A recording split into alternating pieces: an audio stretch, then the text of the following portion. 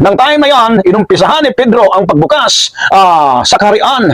Inumpisahan ni Peter ang paggamit sa mga susi para buksan ang kaharian ng langit sa pamamagitan ng pagproclaim sa good news or ebanghelyo ni Kristo. Saan po ito na-address mga brother and sisters? Number one mga brother and sisters, si Peter mga brother and sisters, ino-open niya, binuksan niya ang kaharian ng langit doon muna una sa yung assignment, yung first assignment ni Apostol Pedro, yung mga Hudyo, yung mga Jew, mga brother and sisters. Doon po si Peter, nagsasalita siya na may tapang. Siya po'y nag-proclaim, nag-preach talaga sa salita na galing ng ating Panginoong Diyos. Dito po atin pong babasahin sa Acts chapter 2 verse 14.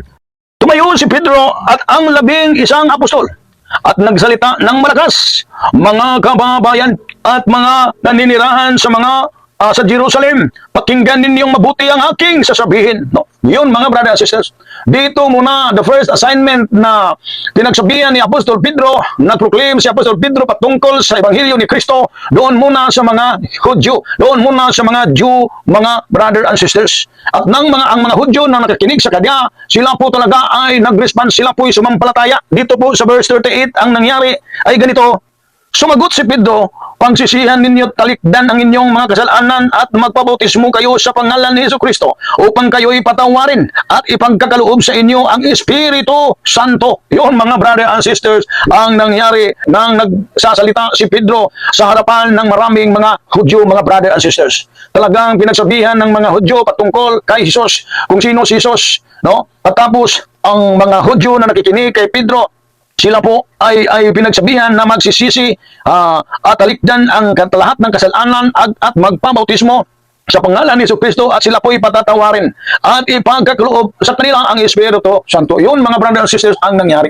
Nang ginawa at nag-response, sumampalataya ang mga Hudyo sa mga sinasabi ni Apostol Pedro patungkol sa ebanghelyo ni Kristo, talagang sila po'y pinapatawad sa kanilang mga kasalanan, tapos talaga ang Espiritu Santo ipinakaloob sa kanila. No? Saan ba galing ang Espiritu Santo? Galing sa Diyos. Saan ba ang Diyos? Nasa kanyang kaharian. Si Jesus, nasa kanang trono ng kanyang Ama. Ibig sabihin, ang Espiritu galing sa Diyos. Ibig sabihin, nung time, pag i-preach ang gospel, tapos mag-response ang tao, sumampalataya ang tao talaga, ay yung time na yan, ay bukas ang kaharian ng langit. Tapos ipagkaloob ng Diyos ang kanyang Espiritu, mga brother and sisters. No? At kung nabanti po tayo ng kaunti, dito po sa Buhat, Kapitulo 3, versikulo 19, sabi po dyan, na dito po, 3:19. Sabi dito, kaya't magsisi kayo at magbalik loob sa Diyos upang pawiin niya ang inyong mga kasalanan. Ni Pedro, magsisi kayo at magbalik loob sa Diyos upang pawiin ninyo ang inyong mga kasalanan. Mapapawi ang kasalanan pag magbalik loob, magsisisi, magbalik loob sa Diyos, mga brother and sisters. So, i-erase ang inyong mga kasalanan, mga brother and sisters. No? So, yan mga brother and sisters, yung pinakauna at pang-una talagang assignment ni Peter. Now, dito po tayo sa number 2 na assignment ni Peter, mga brother and sisters. No? Pangalawang assignment ni Pedro, mga brother and sisters, talagang si Peter talaga ang nangunguna po dito, mga brother and sisters, para magbukas, gumamit ng susi, buksan ang kaharian ng langit, mga brother and sisters. Ang second assignment ni Peter, mga brother and sisters, yung mga Gentiles. Kanina number 1, itong mga Hudyo ang target, tapos pumunta sa mga Gentiles, yung mga Hintil, hindi po mga Hudyo. Dito po, doon po sa household ni Cornelio, o sa lugar ni Cornelio. Kung tingnan po natin dito sa mga gawa, Kapitulo 10, 42 sa 48, babasahin ko muna, dito po, 42 hanggang 44, inatasan niyang kaming mangaral sa mga tao at magpatutuo na siya ang itinilaga ng Diyos na maging hukom ng mga buhay at mga paray. So ito ang sabi ni Pedro. Si Pedro talaga ang nagsasalita dito po, mga brother and sisters, kasama ang kanyang mga kasamahang disipulo or apostol. No? Inatasan ang mga apostol, tapos nangunguna talaga si Peter dito. Tapos versikulo 43, siya ang tinutukoy ng mga propeta ng kanilang ipahayag na bawat mananalig sa kanya ay tatanggap ng kapatawaran sa kanilang mga kasalanan sa pamamagitan ng kanyang pangalan. No? Tapos mga brother and sisters, sa 44, nagsasalita pa si Pedro nang bumaba ang Espiritu Santo sa mga nakikinig sa salita. Anong nangyari mga brother and sisters? Samantalang ang mga Hintil, sila si Cornelio at ang mga taong nakikinig doon sa pagsasalita ni Peter at kasama ang kanyang mga kasamahang apostol, nang nagsalita pa lang si Pedro, mga brother and sisters, mayroong bumaba na Espiritu Santo. Bumaba daw ang Espiritu Santo habang sila po'y nakikinig ni Pedro. Ibig sabihin mga kapatid, ay ito po'y bumaba. Saan ba galing itong Espiritu Santo. Saan ba galing ang banal na Espiritu? Galing sa Diyos. Ibig sabihin, nang nag-preach si Pedro, nang nagsalita si Pedro patungkol sa aral o sa tinatawag na Ebanghelyo ni Kristo, nang ang mga tao po'y sumampalataya, ang mga tao po'y nag-response, bumaba ang Espiritu Santo galing sa Diyos. Ibig sabihin, open, bukas talaga ang kalangitan sa nang nagsalita si Pedro. No? Ito pa palang pag-proclaim ng Ebanghelyo, ito pa pala'y para na rin binuksan ni Peter ang kaharian ng langit at mayroong ipapadala ang Diyos na nakaupo sa trono, yung banal na Espiritu. Kaya pala, na ito pa palang pag-proclaim ay ito po'y figurative way, figurative na key at figurative na pagbukas na talagang mabuksan ang kaharian ng langit nang mag-proclaim the gospel or ng Ebanghelyo si Apostol Pedro, mga brother and sisters. Yun ang nangyari, mga kabrazis, no? Para maunawaan talaga natin kung ano ang ibig sabihin nitong mga susi o pagbukas sa kaharian ng langit, mga brother and sisters, no? Pagkatapos, mga brother and sisters, pagkatandaan po natin, pagkatapos ni Pedro, dahil siya po talaga ang nag-umpisa, siya po talaga ang offensive talaga siya na nag-preach, nag-proclaim the gospel of Christ, no? At ito po'y talagang pati kasama talaga, no? Talagang sumali talaga dito ang iba pang mga apostol at ang iba pang mga disciples. Kaya lang, ito po'y assignment, mission ni Peter na talaga siya ang manguna.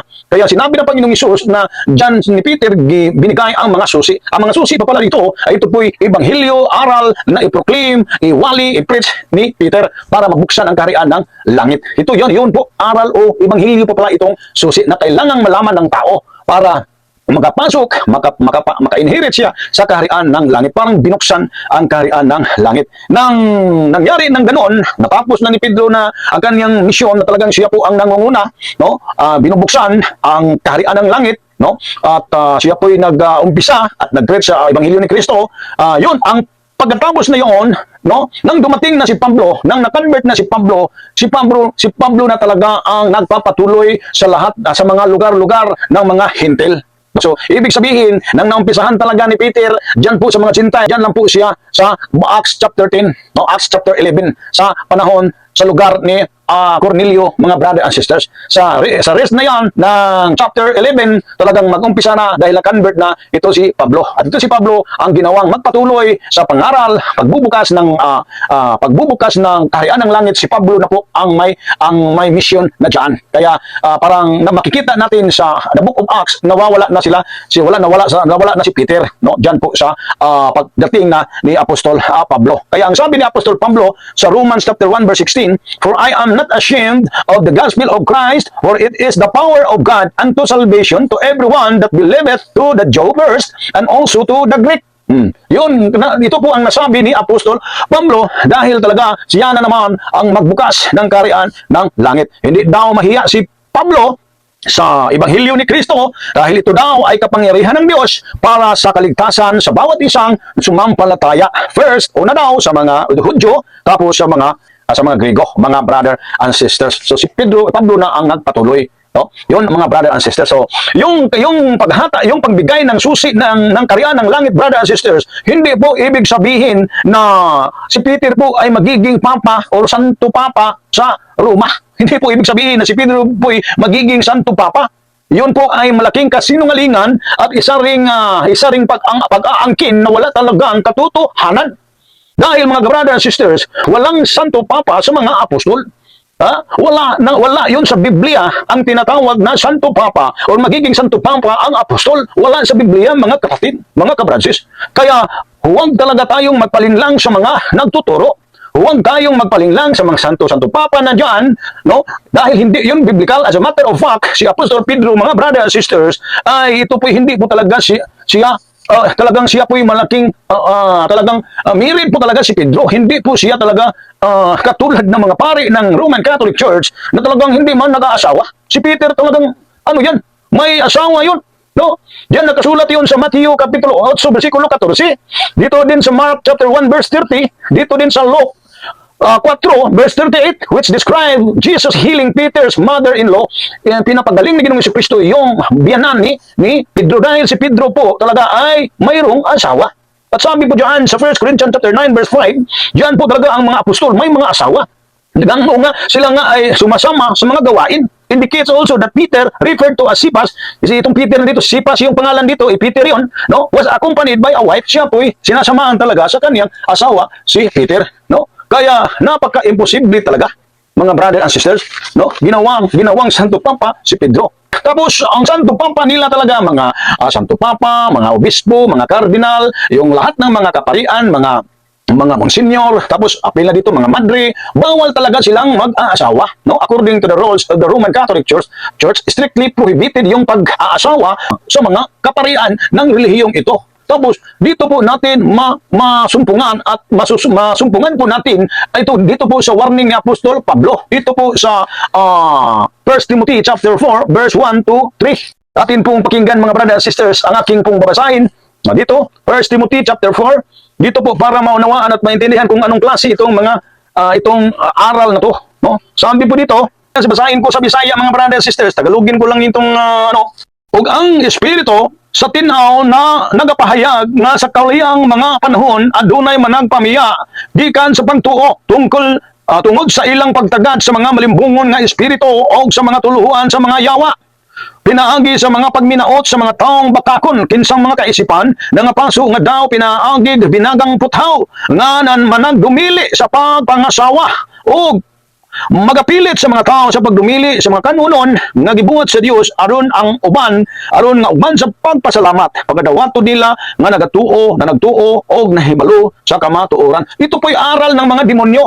Aral po talaga ito ng diablo. Ang sa pagkasabi ni Apostol Pablo, pag ito po'y ipagbabawal talaga sa tao o sa mga ministro man sa inyong relihiyon, ito po'y tanda na yung religion na yan, yun ay religion ng demonyo. Religion talaga yun ng diablo. Yung magbabawal ka sa pagpangasawa, magbabawal ka sa mga karne, pagkain ng mga karne. Ito pong pag-aasawa. Ibig sabihin, kung ang religion ninyo ay mahigpit na ipinagbabawal itong pag-aasawa sa mga kardinal, sa mga obispo, sa mga bishop, sa mga monsenyor, sa Santo Papa, talagang ang sabi ni Apostol Pablo, ito po'y tanda na diablo ang tuluhuang ito. Diablo ang relihiyon na ito. Yan ang tanda mga brother. Hindi yun sa akin. Sa Biblia yun. Kaya hindi kayo dapat magalit. No? Bakit ganyan ang ginagawa? Bakit gumagawa kayo ng rules? Tapos ginawa pa ninyong Santo Papa, the first pope daw si Peter. No, ano bang malay ni Apostol Pedro? Bakit ninyo ginawang first pope sa relihiyon ninyo? Hindi naman yun pwede. Tapos mga brothers and sisters, para inyong malaman talagang kasulatan, ang Biblia talaga ay magbigay sa inyo ng kaalaman na pagpari ka, talagang kailangan talagang mayroong asawa. No, dito po sa Leviticus chapter 21 verse 13 to 14, ito po yung mga palatuntunin na ang mga pari talaga, ang mga saserdote talaga, yung linya ni Aaron na mga kaparian, mga brothers and sisters, talagang kailangan talagang married sila, kailangan mag-aasawa sila. Kaya lang ang kanilang aasawahin talaga yung mga ulay, yung mga virgin. Yun ang utos yun talaga ang palatuntunin para sa mga pari na mag-aasawa, yung mga virgin talaga na dalaga. Ganun din ang pagkasabi sa Ezekiel Kapitulo 44 verse 2, no? Na ang ipapangasawa talaga sa mga kaparian ito pong virgin. Hindi po pwede silang mag-asawa ng mga sikanhan. At dito din sa 1 Chronicles, para sa inyong kaalaman, sa 1 Chronicles chapter 6 verse 1 up to verse 81, lahat talaga sa lipi ni Levi mga brothers and sisters, lahat na lipi ni Levi, yung laray o linya talaga ni Levi na mga pari, mga kaparian, talagang mayroon talagang asawa. Talagang nag-aasawa talaga sila. Lahat itong mga linya ni Levi na mga kaparian. Tapos dito naman sa verse 3, sa 1 Chronicles 6 verse 3, si Aaron mismo mga brothers and sisters, ito po tinuturing high priest talaga ito si Aaron. Kapatid po ito ni Moises. Si Aaron, kapatid ni Moises. Maraming anak si Aaron. Ito po talagang napaka-taas ang posisyon ito sa pagkasaserdote. Si Aaron, kapatid ni Moises. Siya po talagang high priest po talaga siya. Tapos maraming anak si Aaron. Kaya mga brothers and sisters, no? Kailangan talaga na maunawaan lalo na sa mga membro ng relihiyon. Kailangan maunawaan ninyo ang nangyari lang dito mga brothers and sisters. Talagang kailangan nito malaman ng bawat isa na ito pong origin of the Roman Catholic Church, the origins of the Roman Catholic Church, ito po which comes from pagan origin talaga. Pagano po talaga ito nang galing pagan origins when it was founded in Rome by Constantine about 300 AD. No, ito po talaga tinatayo. Ang founder po dito talaga dito po sa Roma ay si Constantino noon pong 3rd century to 4th century, no? Ito po si Constantine mga brothers and sisters, no? This is well known in history sa church church history na well-known po itong si Constantine, na ito si Constantine was the first pope. Siya talaga ang pinakaunang papa niya na yung 3rd to 4th century talaga, no? And siya po talaga ang nag-mix. He mixed paganism with Christianity, and that is how the Roman Catholic Church was born. Kaya pala naging natayo na isilang itong relihiyong Roman Catholic Church just because ito po ay resulta sa mixed paganism with Christianity. Ito po ay itinatayo ni Constantine the Great, mga brother and sisters. Na ngayon, kanila pong i-deny, no? Dinideny, ipilit talaga nilang i-delete o iwawala talaga sa history, pero hindi na yun mawawala, hindi na yun ma-erase ang well-known in history na si Constantine. Yun talaga ang founder ng Roman Catholic Church. Talaga kasi parang ipinalit nila si Peter. Ito si Peter talaga, ano bang malay na ginawa siyang Santo Papa sa Roma. Doon nga si Peter pinatay, doon sa Roma. Tapos gusto ninyo na si Peter ang magiging first pope ninyo, para gusto nila talaga na i-connecta sa Panginoong Hesus ng kanilang religion talaga ay galing ang founder si Jesus Christ. Pero hindi talaga sang-ayon ang konsepto sa Biblia. Talagang hindi talaga magkatugma, dahil ito pong si St. Peter, si Pedro po ay apostol ni Kristo, at lahat ng mga apostol sa first century pa lang, nawala na sila, namamatay na sila lahat diyan, no? Ang ating Panginoon bumalik, namamatay, tapos yung time sa first century. Tapos itong Roman Catholic Church, ito po ay na-established by Constantine, no? Ito po ay founded by Constantine sa 3rd to 4th century na. Napakatagal ng nagdaan, no? Ang nagdaan ang maraming mga taon, no? Dahil how many hundreds of years ang nakaraan, no? Kaya hindi pwede, no? Hindi magkatugma, no? Hindi pwede na gawing si Pedro, na si Peter daw ay Santo Papa daw sa relihiyon. Paano magka-Santo Papa? Tapos ang religion Roman Catholic Church daw ay religion daw na founded si Kristo. Ano? Si Kristo, no? Yung pangalan ng relihiyon niyo, yung Romano. Tapos si Kristo ang founder. Si Kristo hindi yung Romano. Ha? Si Kristo hindi Romano. Ang mga apostol hindi Romano. Tapos Roman Catholic Church, nanggaling sa Roma ang relihiyon. Tapos gawin ninyo ang relihiyon ng Kristo. Ha? Hindi ninyo matanggap-tanggap na ito pong si Constantine, yun po ay Roman Emperor na nagiging sa totoong pangyayari, siya po ay nagiging first pope dahil siya po talaga ang napasimuno, siya po talaga ang founder. Ito pong si Constantine, in long time na 300 to 400 years. Yung time na yan, si Constantine talaga ang nagiging founder sa Roman Catholic Church. Kaya hindi talaga maaaring gawin si Pedro. Ito po ay kasinungalingan na wala talaga sa Biblia. Diyan na lang po tayo mga brother and sisters, no? At sabihin ko sa inyo na pagpalain kayo ng Diyos, purihin ang Diyos, purihin si Jesus, dakilain ang Diyos, dakilain si Jesus, praise the Lord. And luwalhatiin natin ang ating Panginoong Jesus na tagapagligtas sa ating mga kaluluwa. At to God all be the glory, praise the Lord. Amen.